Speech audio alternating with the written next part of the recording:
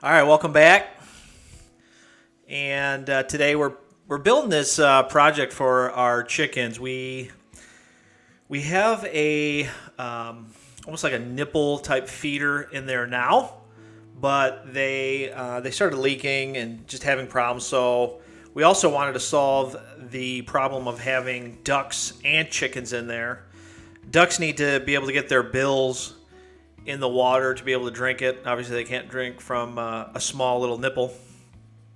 So my wife found these online, and just a matter of putting it all together, cutting up the lengths, and trying to make it look halfway decent. I don't think the ducks care if everything's even, but yeah, I want to make it look good. So just prepping the pieces, giving everything the primer, and getting ready to glue it up. We're going to glue it all. The key here is to make sure everything is level. You want every one of the cups to be at the same angle.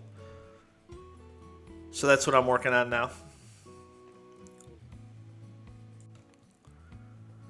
These ducks and chickens sometimes they can drive you a little crazy.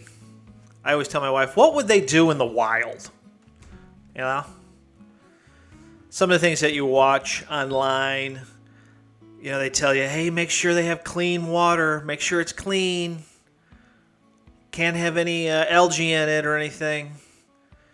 And I'm watching these chickens and ducks, and they're going around. They're drinking from the nastiest puddles you've ever seen. And some of them are pooping in it, and then they're drinking right behind it. I mean, it's like, all right, come on. How much truth is there to that? But I wanted to put in a valve at the end so I could just flush it out if I ever needed to. This is all connected to a artesian well that we have here on the property. Artesian well, if you don't know what that is, they also call it a constant flowing well, meaning the water is just coming up from the ground.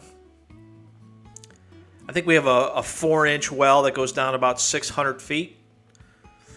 And if you were to just cut it off, you could probably get, I'm sure over 100 gallons a minute. It's coming out of there. We had a 1.5-inch line break, and I was really surprised how much was coming out of there.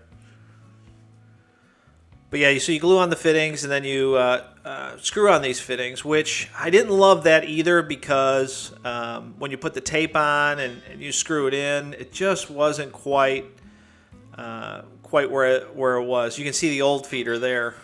I'm getting ready to take that down. And we're going to just screw this one up to that 2x4.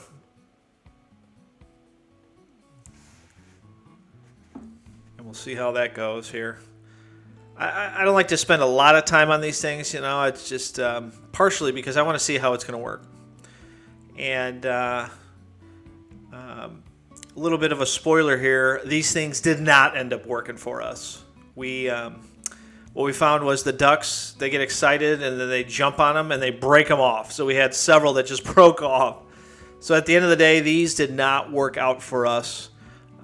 But you can see how it works. The water fills up, and then it closes off. So it was a good idea in theory, but just did not work for us. We ended up having to take it out.